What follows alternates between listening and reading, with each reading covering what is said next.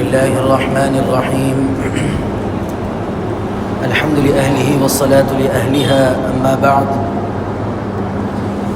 انتہائی واجب الاحترام قابل صد احترام بزرگان دین نوجوانان اہل سنت السلام علیکم ورحمۃ اللہ وبرکاتہ۔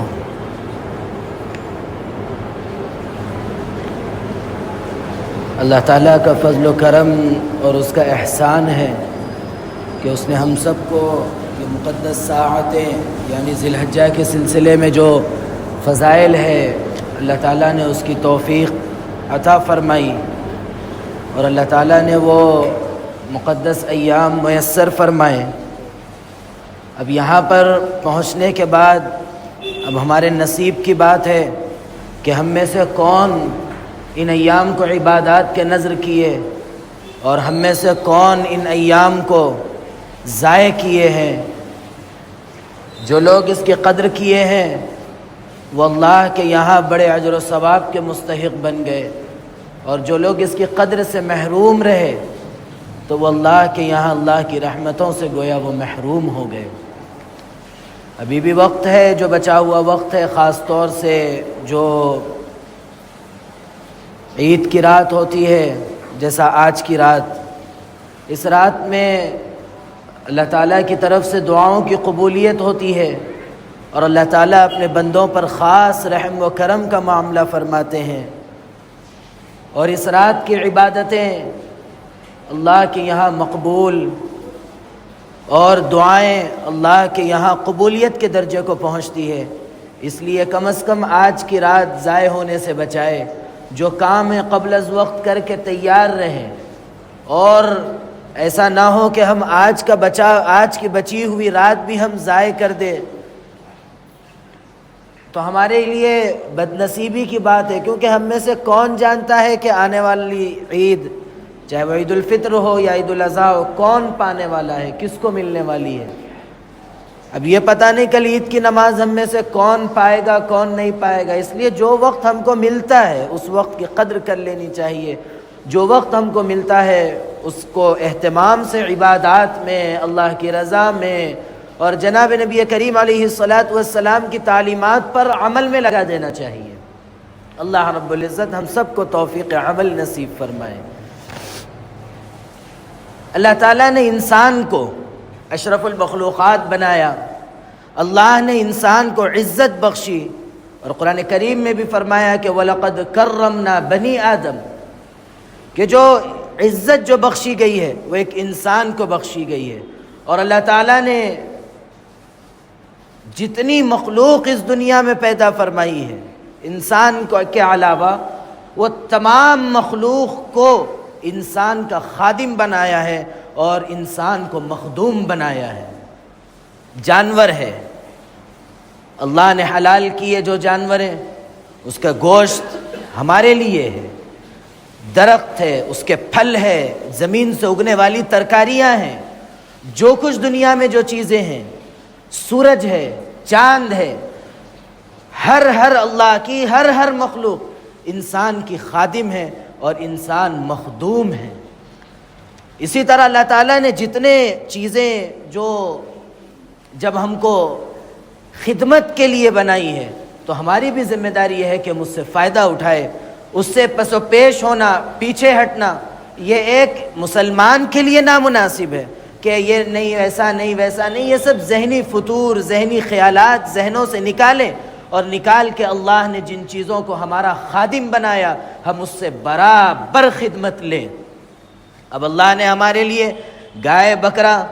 حلال کیا ہے، مرغی حلال کیا ہے، بھرپور کھائیں،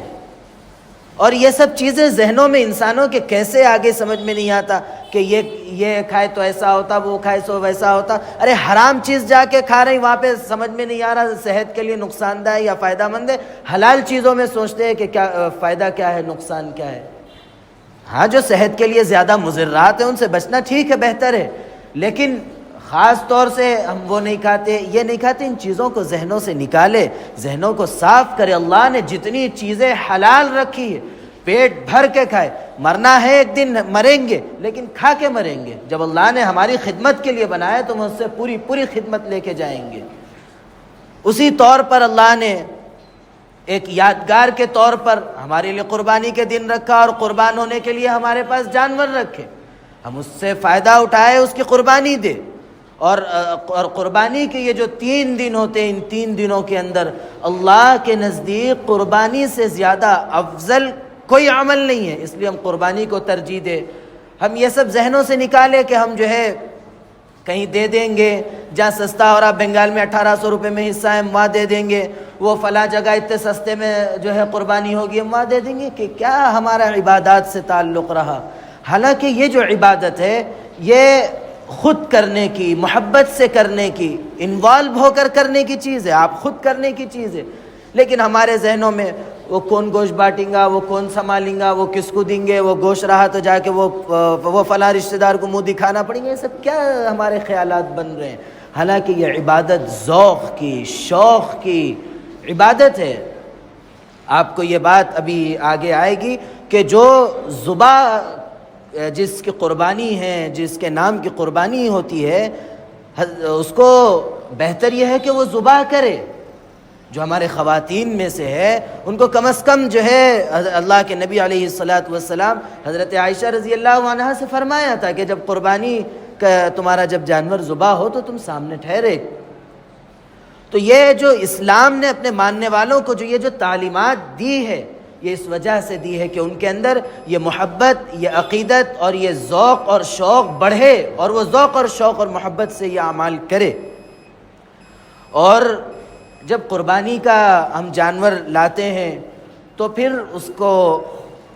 کا اس بات کا خیال رکھے, جو گزشتہ دنوں میں یہ بات آ گئی تھی کہ ہم جہاں زندہ رہتے ہوئے ہم کو بچانا ہے لوگوں کو تکلیف سے, کہ اس کی گھاس سے, اس کے گوبر سے, اور کیا کیا اس کی گندگیاں ہیں, ان تمام چیزوں سے ہم اپنے پڑوسیوں کو, راہگیروں کو, جو راستے سے گزرنے والے ہیں, ان لوگوں کو جس طرح ہم کو تکلیف سے بچانا ہے, اس طرح جب یہ جانور اللہ کی راہ میں قربان ہو جاتا ہے, ذبح ہو جاتا ہے, تو اس کے بعد بھی ہم پر یہ ذمہ داری عائد ہوتی ہے کہ ہم برابر صفائی کا خیال رکھیں, ہم برابر اپنے پڑوسیوں کا, راہگیروں کا, راستے سے گزرنے والوں کا خیال رکھیں کہ ان کو کسی قسم کی تکلیف نہ ہو. آپ ذبح کر رہے ہیں, خون باہر بہہ رہا ہے, وہاں کا ایک گلی کے شروع سے جو خون بہہ رہا ہے تو گلی کی انتہا تک خون بہہ رہا ہے, بیچ کے جتنے 10-15 گھر ہیں, 10-15 گھر ہمارے ایک جانور کی وجہ سے تکلیف میں آ رہے ہیں. اس لیے ہم ان چیزوں کا خیال رکھیں اور دل سے ارادہ کریں, سن کے خاموش نہیں بیٹھنا ہے, سن کے عمل کے لیے ہمارے جذبات ابھرنا ہے کہ ہم تکلیف سے بچائیں گے.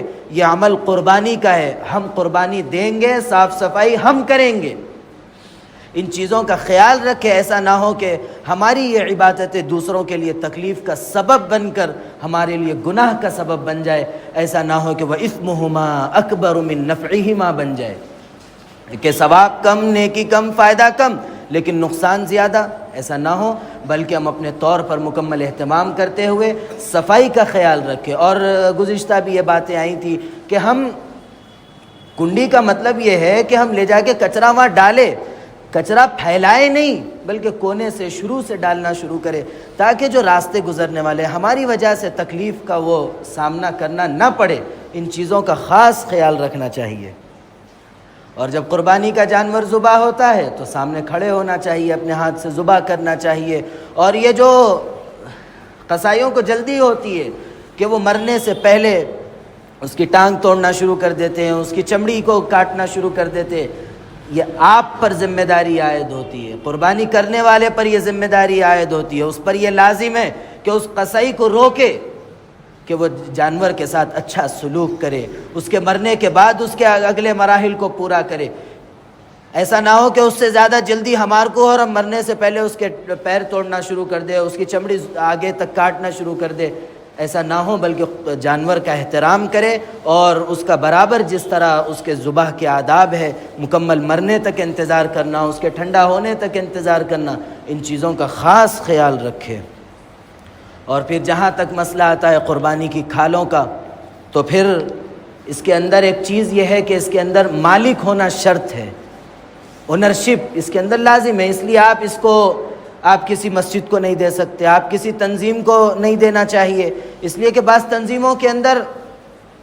ان چیزوں کا خیال نہیں کیا جاتا ہے کہ یہ آنے والی چیز کہاں جا رہی ہے، کدھر جا رہی ہے۔ اس لیے ہم یہ کہتے ہیں کہ آپ اگر یہ جو ہے کھال اگر مدارس کے حوالے کرتے ہیں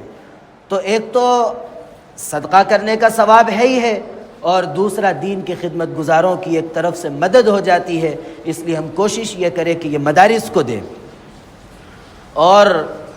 آگے بڑھ کر ایک یہ کہ جب ہمارا جانور ذبح ہو جاتا ہے ہم فون کر کے نہ بولے کہ آؤ آپ کی طرف سے کوئی شخص آئے اور آ کے چمڑا لے کے جائے، کوئی بندہ بھیج دے، بلکہ آپ خود بندہ بنیے اور لے جا کے پہنچائیے۔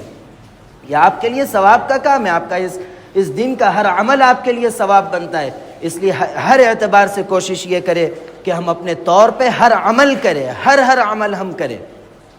صفائی ہو، ہر چیز لے جا کے چمڑا پہنچانا ہو، ہر چیز ہم اپنے طور پر کریں، ثواب کی نیت سے کریں اور ذوق اور شوق سے کریں۔ اللہ رب العزت ہم سب کو توفیق عمل نصیب فرمائیں۔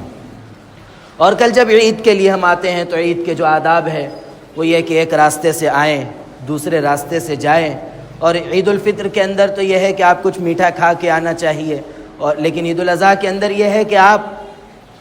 بغیر کچھ کھائے کہ آپ نماز کے لیے آئیں، نماز پڑھیں اور فوراً اپنی قربانی کر کے اپنی قربانی میں سے جو ہے ناشتہ کرے۔ یہ آداب ہے، یہ فضائل ہے، یہ مستحبات، ان چیزوں کا اہتمام کرے۔ اور کچھ نہ کھانے کی ایک وجہ بھی جو ہے حضرت شاہ ولی اللہ نے لکھی ہے کہ جب آدمی بھوکا ہوتا ہے تو اس کے کھانے کی طرف رغبت ہوتی ہے، اور قربانی کا جانور احترام کا، اس کا گوشت جو ہے ذوق اور شوق سے کھانے کا، تو بھوک کی وجہ سے اس کا ذوق اور شوق باقی رہتا ہے۔ اس لیے خالی پیٹ آنا چاہیے اور جتنا ہو سکے جلدی قربانی کر کے قربانی میں سے ناشتہ، ہمارے پاس رواج ہے کلیجی وغیرہ کا، بہت اچھی بات ہے، تو ان چیزوں کو باقی رکھے، آگے بڑھائے، اور آتے جاتے بلند آواز سے تکبیر کا اہتمام کرے۔ اور یہ تکبیر کا اہتمام آپ دیکھیے کہ آہستہ بھی تکبیر پڑھی جا سکتی تھی، کوئی حرج نہیں رہتا تھا، لیکن جو کہا گیا کہ آپ تھوڑا بلند آواز سے تکبیر کہتے ہوئے آئیے، تو آپ اسے اندازہ لگائیے کہ کتنے ذوق اور شوق سے، کتنا اپنے آپ کو ماحول بنا کر یہ عبادت کرنے کی عید ہے۔ اس لیے کوشش کرے، اہتمام کرے۔ اللہ رب العزت ہم سب کو توفیق عمل نصیب فرمائے، اللہ رب العزت ہم سب کی عبادتوں کو قبول فرمائے، ہم سب کو ذوق اور شوق اور اخلاص کے ساتھ عبادت کی توفیق عطا فرمائے۔ اللہ رب العزت میرے کہنے اور آپ کے سننے کو قبول فرمائے۔ عید کی نماز انشاءاللہ 6 بجے ہوگی۔ اللہ رب العزت کہنے، سننے، لکھنے، پڑھنے سے زیادہ عمل کی توفیق عطا فرمائے، عمل کی باتوں پر عمل کرنے، بچنے کی باتوں سے بچنے اور عقیدے کی باتوں پر عقیدہ رکھنے کی توفیق عطا فرمائے۔ آمین وآخر دعوانا ان الحمد للہ رب العالمین۔ ہاں ہے، جتنی واجبات نماز ہے تمام نمازوں کے ساتھ تکبیر ہوگی۔